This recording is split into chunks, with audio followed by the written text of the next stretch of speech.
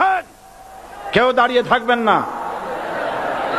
আমি দেখতে পাচ্ছি বাংলাদেশের ভাগ্য আকাশে উত্তর গগনে কালো মেঘ জমা হয়েছে, ঝড়ের পূর্বাভাস লক্ষ্য করছি।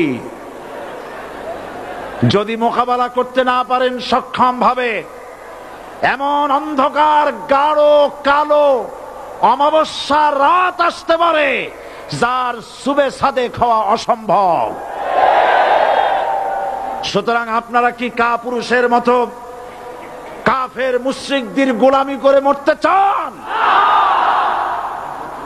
বিড়ালের মতো 500 বছর বেঁচে থাকার কোনো লাভ নাই। সিংহের মতো 1 ঘন্টা বাঁচতে চাই। আমাদেরকে বলা হয় সাম্প্রদায়িক উস্কানিমূলক কথা নাকি আমি বলি। পত্রপত্রিকা দিছে না তারা? সাম্প্রদায়িক উস্কানি কথা, সাম্প্রদায়িক উস্কানিমূলক কথা বলি।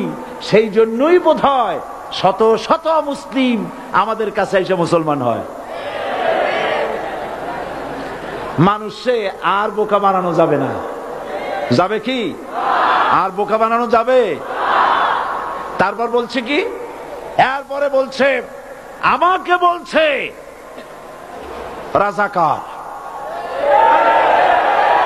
শুনে রাখো চট্টগ্রামের লক্ষ লক্ষ জনতা, পার্লামেন্টে যখন আমাকে এই কথা বলা হয়েছিল, আমার পার্লামেন্টের কলিগ জাফরুল্লাহ চৌধুরী সাহেব বসে আছেন এখানে,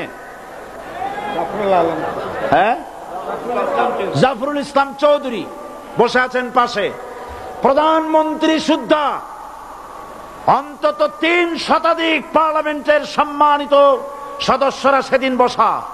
1997 সনের বাজেট বক্তৃতা যখন আমি করতেছিলাম, ডক্টর কুদরতে খোদা, নাম রাখছে কুদরতে খোদা, আসলে গজবে খোদা। এই লোকটি নাস্তিক, ইসলামের চূড়ান্ত দুশমন। তার প্রণীত শিক্ষা ব্যবস্থার যখন সমালোচনা করছিলাম, ট্রেজারি বেঞ্চ থেকে আমাকে বলা হলো রাজাকার। আমি আমার সমস্ত শক্তি একত্রিত করে বলেছিলাম শুধুমাত্র হিন্দুস্তানের রাজাকারেরাই আমাকে রাজাকার বলতে পারে। আমি বলেছিলাম 1973 সন পর্যন্ত আমি বাংলাদেশের কোন রাজনৈতিক দলের নেতা এবং কর্মী ছিলাম না। আমি রাজাকার নই।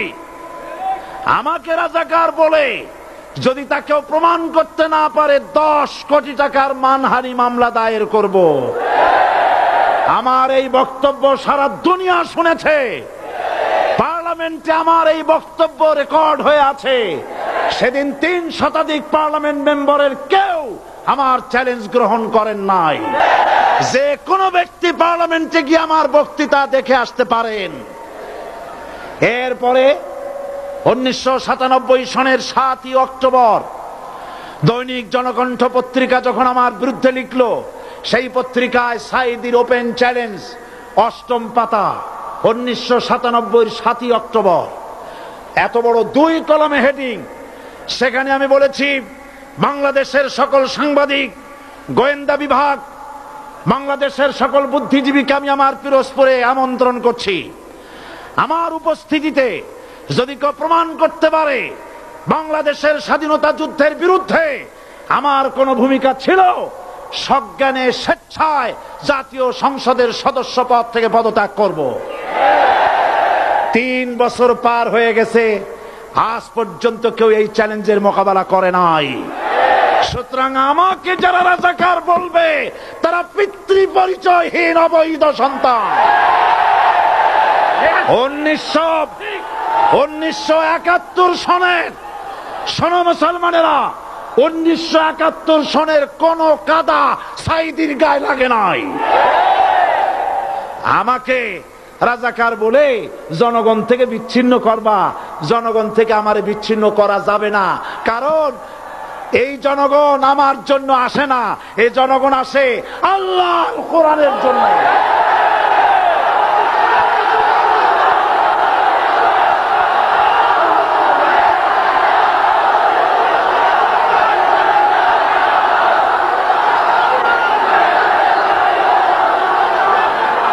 অতএব আর যারা ইসলামের কথা বলে, তারাই রাজাকার, তারাই মৌলবাদী।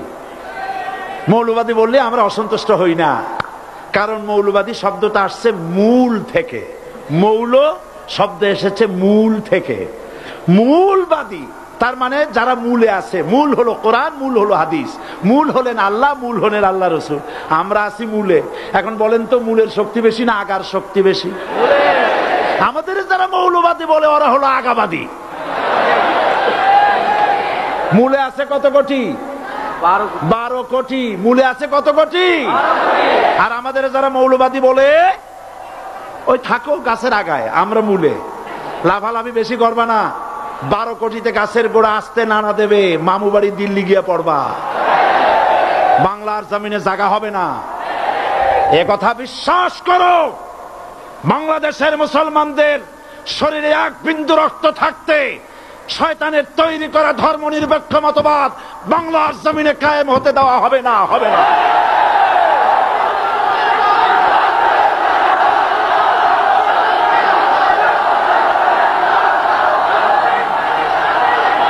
রাসূল করিম সাল্লাল্লাহু আলাইহি ওয়াসাল্লাম কোরআন প্রতিষ্ঠার জন্য আন্দোলন করেছিলেন। আয়াতুল কুরসি আমাদের সে কথাই শিখেছে। আল্লাহ রাব্বুল আলামিন বলেন, আল্লাহু লা ইলাহা ইল্লা হুয়াল হাইয়ুল কাইয়ুম। প্রাণ খুলে পড়েন, আল্লাহু লা ইলাহা ইল্লা হুয়াল হাইয়ুল কাইয়ুম। আল্লাহ হচ্ছেন তিনি, যিনি ছাড়া কোনো ইলাহ নাই, আইনদাতা নাই, বিধানদাতা নাই। আমরা মানুষের তৈরি করা আইন মানি না। 12 কোটি মুসলমানের দেশে আইন তৈরি করবে মানুষ, আমরা মানব না। পার্লামেন্টে তৈরি হতে হবে কোরআন দিয়ে, পার্লামেন্টে আইন তৈরি হতে হবে কোরআন দিয়ে। সুতরাং ভয় যতই পান আর যতই ষড়যন্ত্র করেন, 4 দল যখন একত্রিত হয়েছে, ঐক্যবদ্ধ থাকবে, সরকার ঐক্যবদ্ধভাবে গঠন হবে, নির্বাচন ঐক্যবদ্ধভাবে হবে এবং কোরআন হবে, আল কোরআনের পার্লামেন্ট হবে বাংলাদেশে।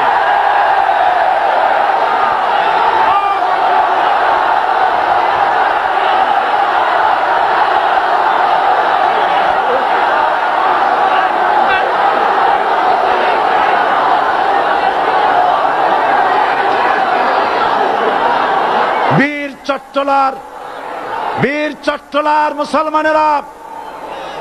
চট্টলার মুসলমানেরা স্বাধীনতার ঘোষণা, এই চট্টগ্রাম থেকে স্বাধীনতার মহান ঘোষক প্রেসিডেন্ট জিয়াউর রহমান সাহেব দিয়েছিলেন। এই চট্টগ্রাম থেকেই ইসলামী রাষ্ট্রের ঘোষণা হবে।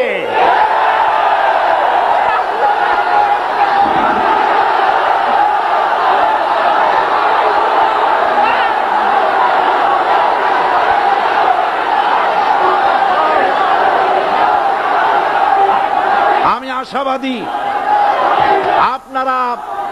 আপনারা অবশ্যই তা পারবেন। আমি 100% বিশ্বাস করি ইনশাআল্লাহ।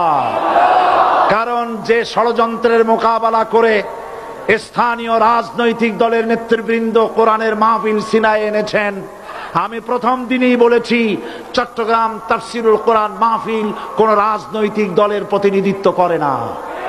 এটা কোন জামাত শিবিরের একক সম্পদ নয়, এটা চট্টগ্রামের মুসলমানদের কলিজার টুকরা তাফসিরের মাহফিল। সুতরাং এই